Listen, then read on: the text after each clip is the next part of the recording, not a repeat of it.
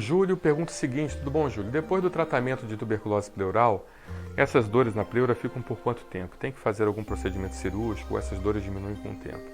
Meu maior problema e o desconforto é na hora de sentar, dói muito, isso é normal? Fui ao médico diversas vezes, isso é normal? Essas dores somem da pleura ou não? Júlio, eu vou começar essa resposta explicando para você que tudo que circunda o nosso corpo dói.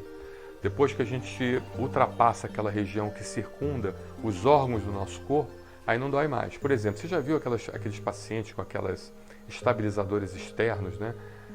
Que estabilizam o osso? Um paciente que teve uma fratura exposta, por exemplo, aí precisa colocar aqueles ferros que ficam ao redor da sua perna ou ao redor do braço, aquilo ali é chamado de estabilizador externo. E a gente sente até nervoso com aquilo, né? Aqueles vergalhões entrando no osso, pensando assim, poxa, a pessoa deve estar sentindo uma dor horrível, né? Com esse troço aqui dentro do osso, né? Não sente dor nenhuma, né?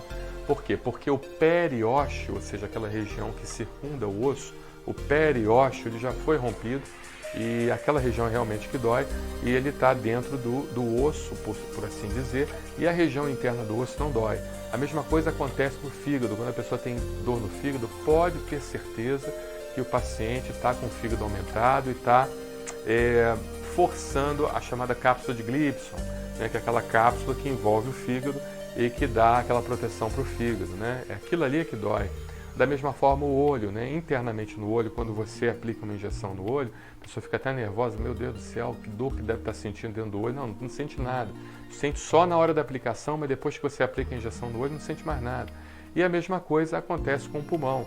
Então, o que dói, infelizmente, no pulmão é a pleura, né? Porque a pleura ela é rica em terminações nervosas, né? O parênquima pulmonar ele não tem quase nenhuma terminação nervosa. Por isso que o grande perigo do câncer do pulmão é porque ele vai crescendo de forma silenciosa, porque mesmo com o crescimento dele não tem nervo para alertar a todos nós que está havendo crescimento anormal de uma neoplasia, de uma nova formação, de um câncer ali dentro. E muitas das vezes a gente só vai conseguir fazer o diagnóstico depois que ele toma grandes proporções e, consequentemente, ele atinge regiões que têm os nervos, como a pleura ou os brônquios, né, que são regiões que têm inervação. Aí você vai começar a sentir dor, tosse, reflexos nervosos relativos à expansão dessa massa pulmonar. E a pleura, infelizmente, ela é uma região muito inervada, né? É uma região que, de certa forma, ela precisa ser inervada para ser a região de proteção, de alerta para preservar o parênquima pulmonar. Então você vê como é que Papai do Céu faz as coisas bem feitas, né? Porque também se a gente tivesse nervo para dentro do pulmão, a gente não conseguiria ter uma respiração adequada, que toda hora a gente estaria tossindo. Então é tudo muito bem feito, né? Por isso que eu acredito no chamado design inteligente. Ou seja, eu bem na verdade, eu tive a oportunidade de conhecer algumas universidades americanas, onde você tem cientistas ligados ao criacionismo, né? Você tem cientistas que não são ligados ao criacionismo, que acreditam no evolucionismo, e você tem cientistas, tem Princeton, por exemplo, é uma universidade que tem nos Estados Unidos, você tem lá cientistas ligados à produção de atividade científica ligada ao criacionismo, ou seja, através da metodologia científica eles conseguem provar que existe um Criador. Agora, o que é, a gente não sabe, né? Eu chamo de Deus, eu chamo de Jesus, essa é a minha forma de fé, mas muitas pessoas têm outras formas de fé que a gente tem que respeitar também.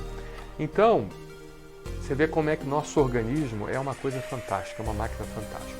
E essa dor que você está sentindo, ela certamente é uma dor crônica provocada por uma fibrose na pleura que levou a esse processo, né? Agora tem que ver se não existe a possibilidade também de você estar desenvolvendo novamente a tuberculose, porque a tuberculose é como se fosse a catapora.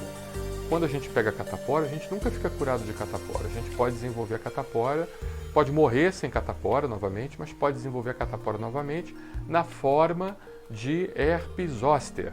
Aquela cobreiro ou zona da serpente ou herpes zoster nada mais é do que a reativação do vírus da catapora. Isso também a gente pensa em relação à tuberculose.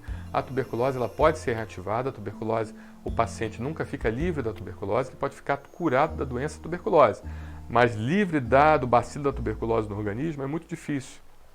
esse paciente fica livre desse bacilo.